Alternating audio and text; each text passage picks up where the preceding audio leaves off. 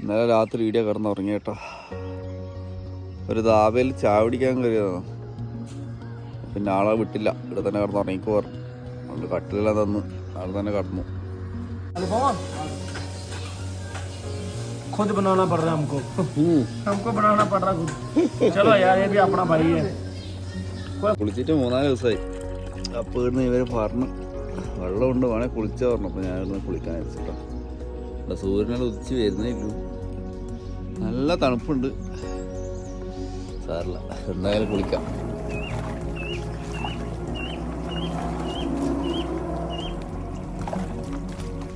ആ തണുത്ത വെള്ളത്തിലൊന്ന് വിറച്ച് കുളിച്ച സമയത്ത് ഒന്ന് ഫുള്ളൊന്ന് റീഫ്രഷ് ആയിട്ടോ.